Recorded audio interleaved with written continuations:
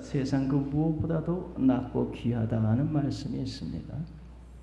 오늘 지혜는 참으로 세상 그 무엇보다 귀한 것이다 하는 말씀을 여러 가지로 말씀하고 있습니다. 12절 우리 다 같이 읽습니다. 나 지혜는 명철로 주소를 삼으며 지식과 근신을 찾아온나니. 나 지혜를 의인화해가지고 지혜가 말하고 있는 것입니다. 나 지혜는 명철로 주소를 삼으며 이렇게 되죠. 그래서 나라고 하는 것이 바로 지혜를 말합니다. 나 지혜는 명철로 주소를 삼으며 한 것은 나는 명철과 더불어 산다 이런 뜻을 가지고 있어요. 나 지혜는 명철과 더불어 산다. 주소를 삼으며 한 것은 함께 한다는 뜻이에요. 그래서 지혜는 명철로 주소를 삼으며 지식과 근신을 찾아오나니. 그 얘기가 단어들이 좀 지혜를 말하는데 여러 가지 단어들을 사용하고 있습니다. 명철은 참과 거짓, 선과 악을 분별하는 능력을 명철이라고 그래요. 명철, 거기 보면 명철이 나오죠. 참과 거짓, 선과 악을 분별하는 능력을 명철, 주소를 삼으며 지식은 체험을 통해 얻은 통찰력이다. 체험을 통해 지식, 그 다음에 거기에 보면 또 근신이라는 것이 있죠. 근신하는 것은 악한 계획이나 행동에 빠져들지 않으려고, 유혹에 빠지지 않기 위해서 조심하는 게 근신이다. 악한 유혹이나 계획에 빠지지 않으려고 조심하는 게 근신이에요. 지식과 근신과 명철 모두 다 지혜에 속한 것이다. 지혜 안에 그런 것들이 다 있다는 것입니다. 그 다음에 13절을 다 같이 읽읍시다. 여호와를 경외하는 것은 악을 비유하는 것이라. 나는 교만과 거만과 악한 행실과 패역한 입을 비유하느니라. 여호와를 경외하는 것은 악을 비유하는 것이라 그랬어요. 잠언 1장 7절에는 여호와를 경외하는 것은 지식의 근본이다 이렇게 나와 있어요. 잠언 1장 7절에 보면 여호와를 경외하는 것은 지식의 근본인 거라. 그런데 여기 보면 여호와를 경외하는 것은 악을 비유하는 것이라 이렇게 되어 있어요. 그래서 여호와를 경외하는 것은 지식의 근본인데 또 다르게 표현하면 악을 비유하는 것이다 이렇게 얘기할 수 있어요. 여호와를 경외하는 것이 지식의 근본인데 또 다르게 표현하면 여호와를 경외하는 것은 악을 미워하는 것이다.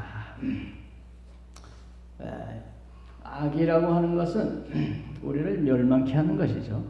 여호와를 경외하는 것은 악을 미워해서 우리가 멸망길로 가지 않는 것이다 이렇게 얘기할 수 있어요. 악을 위하여.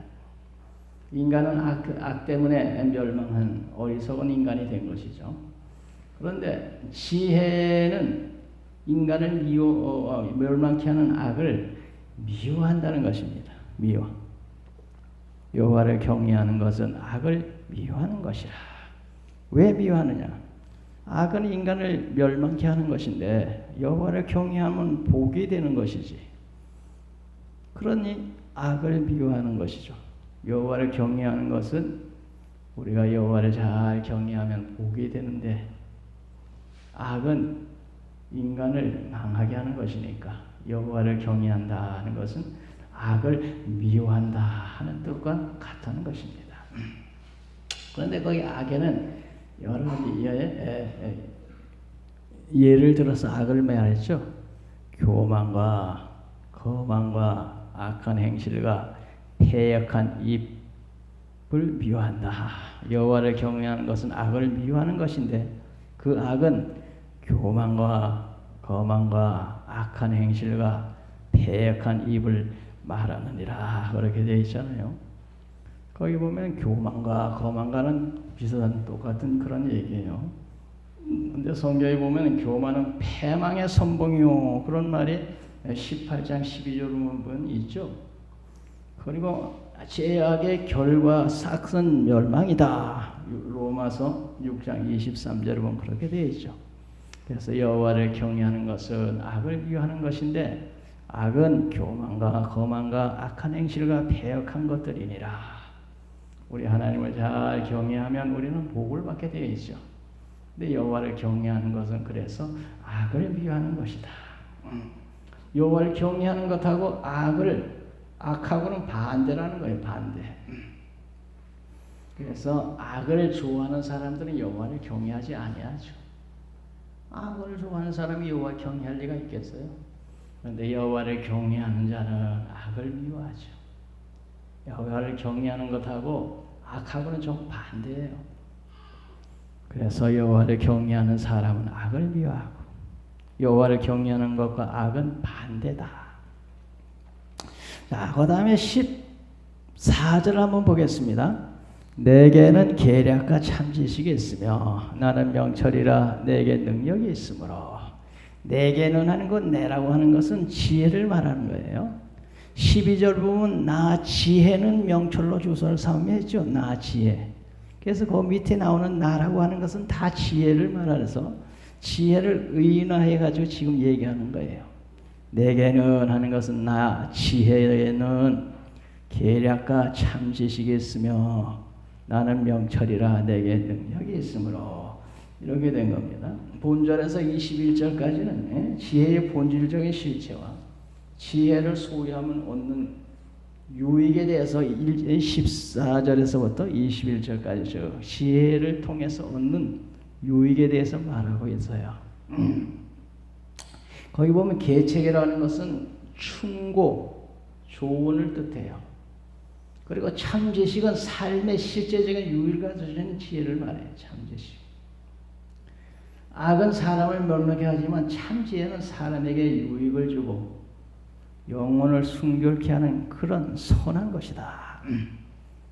계략은 충고, 조언.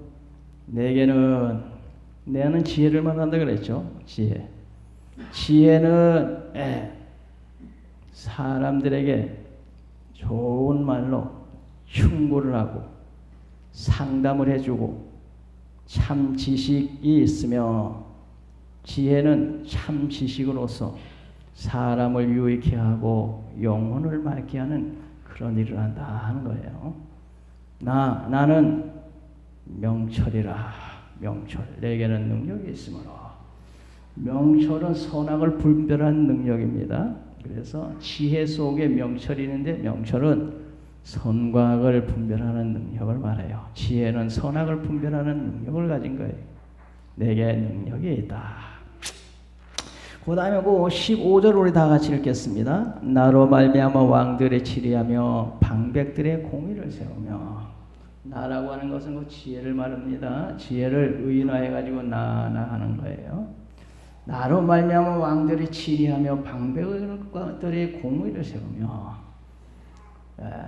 나 지혜를 왕들이 그 지혜를 가지고 치리하고 다스린단 말이에요. 나로 말미암아 하는 건 왕들이 나 지혜로운 나라를 다스리고 방백 고관들이 그 나 지혜를 가지고 공의를 세우며. 그런 뜻이에요. 나로 말미암아. 그래서 왕이 지혜를 가지고 나라를 다스리며 고관들이 나 지혜를 가지고 공의를 세우며 이렇게 말씀하고 있는 거예요. 그래서 왕과 고관들이 지혜를 가지고 나라를 바로 잘 다스리면 나라가 복이 되겠죠. 그래가지고 솔로몬이라고 하는 사람이 왕이 되었을 때 하나님 앞에 간절히 기도했죠. 하나님, 내가 이제 왕이 됩니다. 나라를 바로 잘 지혜롭게 다스려야 되겠는데 하나님 지혜를 주세요. 왕이라고 하는 사람은 지혜로 나라를 다스려야 되는데 지혜가 없어가지고 잘못 판단을 내려가지고 잘못하면 온 백성에게 해가 돌아가겠죠. 해가. 그래서 개인이 잘못하면 자기에게 해가 돌아가지만 왕이 지혜가 없어가지고 잘못 판단하면 온 백성이 해를 입기 때문에 왕이라고 하는 사람은 아주 지혜로운 사람이 되어야 되는데, 그래서 거기 보면 나로 말미암아 왕들이 치리하며 그러잖아요. 왕들이 나의 지혜를 가지고 나라를 다스리며 방백 고관들이 지혜를 가지고 공의를 세운다. 그래서 왕, 나라를 다스린 통치자, 그 통치자는 아주 지혜로워야 된다. 지혜롭게 판단 잘하고 나라를 잘 다스렸어. 나라를 평안하게 하고 온 백성이 복되게 하고 솔로몬처럼 지혜를 주시옵소서. 그래서 우리나라의 대통령도 이제 참 지혜롭게 나라를 잘 다스려서 우리나라를 참으로 복되게 해야 될 것입니다. 솔로몬처럼 하나님 지혜를 주셔서 이 나라를 좀 잘 다스릴 수 있는 그런 지혜를 주세요. 우리 문재인 대통령이 좀 그렇게 기도하면서 지혜를 구해서 나라를 잘 다스릴 수 있는 그런 사람이 됐으면 좋겠어요. 요새 이거 너무 과거 적폐 청산한다고 지난 정권들을 다 들춰내가지고 앞으로 나갈 생각 안 하고 과거 정지할 생각을 이렇게 너무 심하게 하는 거 아닌가. 들춰내면 허물이 없는 정권이 어디 있겠어요? 그렇잖아요. 허물이 없는 정권이 있겠어요. 과거를 매달려가지고 앞으로 가는 것이 부족한 것이 아닌가 하는 그런 염려가 있어요. 과거에 매달리다 보면 앞으로 못 가잖아요.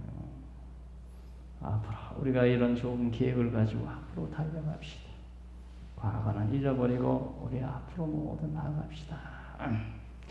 그러면 얼마나 좋겠어요. 그래서 왜 문 대통령이 저렇게 과거를 파헤쳐도 심판하려고 저렇게 했을까? 가만히 생각해 보니까 노무현 대통령이 부조리에 걸려가지고 그 조사받다가 투신 자살해 죽었잖아요. 거기에 대한 원한이 다 있는 것 같아요, 이 사람들. 자기들의 대통령을 지낸 노무현 대통령의 비리 조사하다가 우리의 사랑하는 노무현 대통령은 자살해 죽었다. 너희들 한번 당해봐라 해가지고 그 원한이 있는 것 같아요. 그래가지고 그냥 들춰내가지고 지금 뭐 파헤치고 박근혜 정권은 말할 것도 없고 지금 이명박 정권까지 파헤쳐가지고 지금 뭐 들쑤셔가지고 난리잖아요. 지금 우리들이 나라의 힘을 합쳐서 앞으로 나아가도 부족할 판인데 이런 문제 저런 문제 어려움이 많은데 이렇게 들쑤셔가지고 국민의 마음이 나뉘어지면 어떻게 되겠어요? 지혜로운 왕은 여기 보면 지혜로운 왕이잖아요. 왕은 지혜를 가지고 나라를 다스리며 방백들은 지혜로 공의를 세우며 솔로몬이라는 사람은 그러기 때문에 하나님 앞에 지혜를 구해서 나라를 잘 다스려서 부강한 나라 만들었잖아요. 부강한 나라.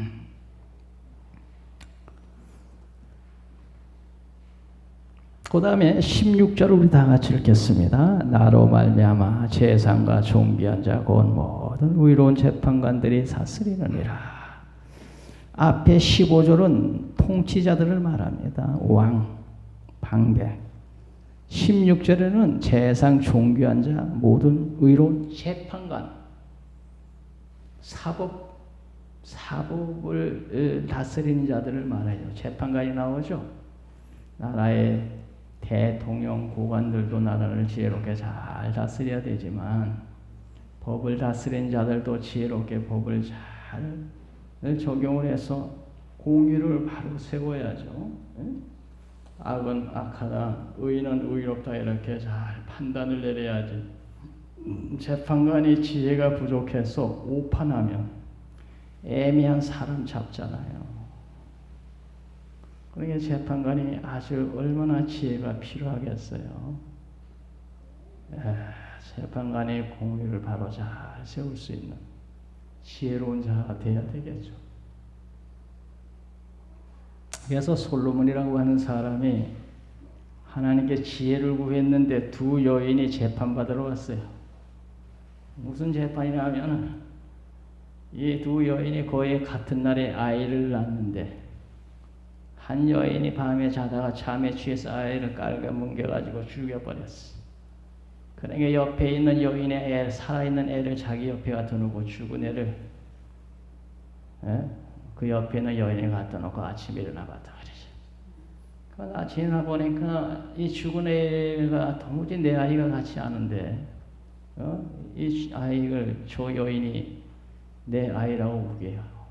그래가지고 솔로몬에게 재판을 받으러 갔어요. 그런데 서로 산 아이는 내 아이고 죽은 아이는 저쪽 여인의 아이라고 서로 우기는 거야. 솔로몬이라는 사람은 이거 어떻게 판단할 길이 있어야지. 그런데 하나님의 지혜를 얻은 솔로몬이라는 사람이 그 지혜를 가지고 판결을 내렸어.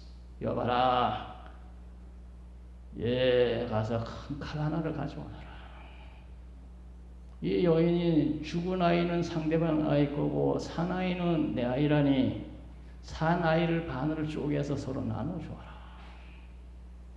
그랬더니 산 아이의 어머니가 팔짝 뛰면서 아이고 임금님 나에게 안 줘도 좋으니 제발 죽이지 마세요 하며 울고불고 난리치는 걸 보면서 얘들아 아이를 죽이지 마라.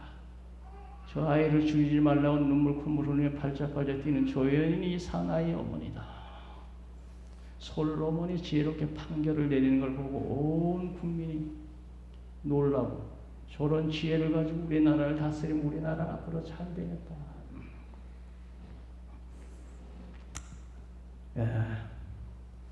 나라를 다스리는 자도 지혜가 있어야 되고 재판을 하는 자도 지혜롭게 지혜를 가지고 나라를 법을 잘 다스려야 되겠어요. 그래서 여기 15절 16절 다 왕이든 재판관이든 나로 말미암아 나는 지혜를 말해요. 지혜. 내 지혜를 가지고 왕이 나라를 다스리고 내 지혜로 재판관이 판결을 내리고 그렇게 하면은 공의로 바로 잘 할 수 있다는 거죠. 자, 17절 우리 다 같이 읽겠습니다. 나를 사랑하는 자들이 나의 사랑을 입으며 나를 간절히 찾는 자가 나를 만날 것이니라. 나는 지혜를 말합니다. 그러면 그 지혜는 어떻게 얻을 수 있느냐? 그 지혜를 사랑하는 자들이 나의 사랑을 입으며 그랬죠. 그래서 지혜를 사모하고 사랑하는 자들이 지혜를 얻을 수 있고 나를 간절히 찾는 자, 하나님에게 그 지혜를 구하며 찾는 자가 나를 만날 것이니라. 지혜의 필요성을 알고 솔로몬처럼 하나님 앞에 구하는 자에게 지혜는 주어진다.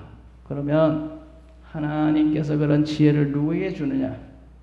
그 지혜의 귀중함을 알고 그 지혜를 사랑하고 지혜를 찾는 자에게 지혜는 주어진다. 나를 사랑하는 자들이 나의 사랑을 입으며 나를 간절히 찾는 자가 나를 만날 것이요. 지혜를 귀하게 여기고 지혜의 말씀을 묵상하며 그 지혜를 하나님께 구하고 하는 그 사람에게 지혜는 주어진다. 나를 사랑하는 자들이 지혜를 사랑하는 자들이 지혜를 입으며 사랑을 입으며 나를 간절히 찾는 자가 나를 만날 것이라. 야고보 1장 5절에 너희가 지혜가 부족하거든 모든 사람에게 후히 주시고 꾸짖지 아니하시는 하나님께 구하라 그리면 주시리라. 그래서 지혜를 사랑하고 하나님 앞에 지혜를 구하는 자에게 지혜는 주어진다. 솔로몬처럼. 그래서 우리들이 지혜가 부족한 줄 알고 하나님께 간절히 구하면 하나님이 지혜를 주셔서 범사에 지혜롭게 판단하고 행동하게 될 줄로 믿습니다.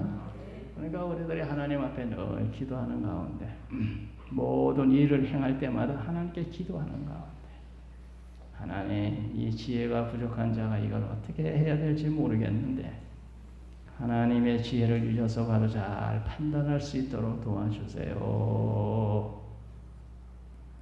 우리들이 무슨 일을 할 때마다 하나님께 그렇게 기도하면 하나님의 지혜를 주신다는 것. 지혜를 주셔서 지혜롭게 판단하게 하시고 할 것은 하게 하고 하지 말 것은 하지 않도록 하나님의 지혜를 주셔서 판단력 있게 행동하게 한다. 그러니까 뭐를 하든지 하나님께 지혜를 구해야 된다. 제 마음대로 해놓고 돌석해고 난 후에 보니까 이거 잘못됐네.